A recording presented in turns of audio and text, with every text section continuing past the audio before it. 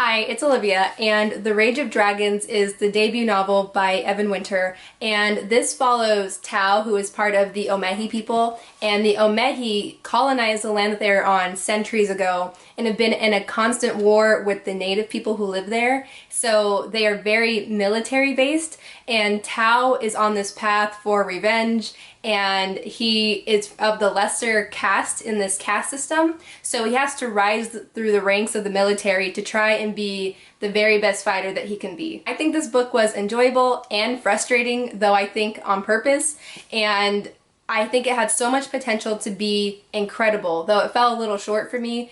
There's still a lot to like, but it just didn't blow me away. But let me start with what I loved, which was the world and the conflict and the magic system. Side note, I'm so happy I realized early on that there is a glossary, and I would recommend that. But anyway, there's 1 in 2,000 women are gifted and have abilities like being able to call on dragons, and how they use their power and where it comes from was so fascinating to me. I really love that aspect of the story. And right from the prologue, it starts out very big and epic. I think my main problem is that stuff was kind of in the shadow of the main story, which is following Tao and his training and this very all-consuming path for revenge. A huge portion of this book follows Tao through training and back-to-back fighting. I've seen this rightfully compared to the movie Gladiator. I didn't mind all the fighting, and I thought it was interesting to see Tao push himself and struggling. He is one of the most determined characters I've ever read, as this quote will show you. He says, "He was not the strongest, the quickest, or the most talented, not by any measure. He knew this and knew he could not control this. However, he could control his effort, the work he put in, and there he would not be beaten."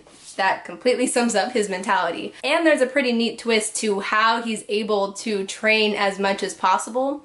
But I think, even though this is Tao's story, I still really liked the few times where we would get other people's perspective. It's not often, but I loved when it happened, and it kind of made me wish that we got more of them in place of the page time that we had for the training.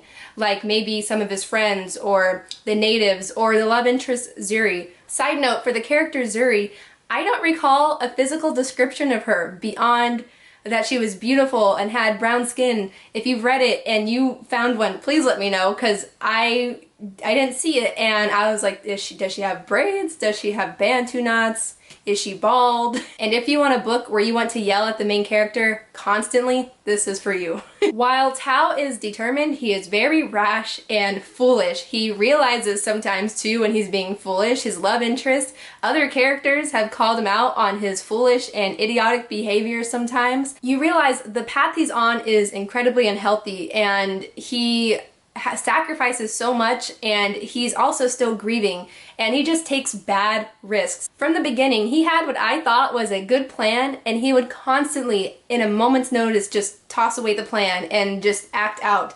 Even if it wasn't smart, even if it had terrible consequences for himself and others, he would do it anyway. I think this was done purposely to show this character's flaws, and a lot of it was fueled by rage for what happened, but I'm just letting you know it can be frustrating. So by the end, I like seeing Tao's revenge plot come together with like the bigger stuff, so the political stuff and the war conflict, but I still wish we saw more of what was in the prologue and in the climax. Nonetheless, I'm really happy to have read this and really excited for the next books. This has so much potential. I know this could be a great series. I think some of the stuff I was missing out on can come up in the next books.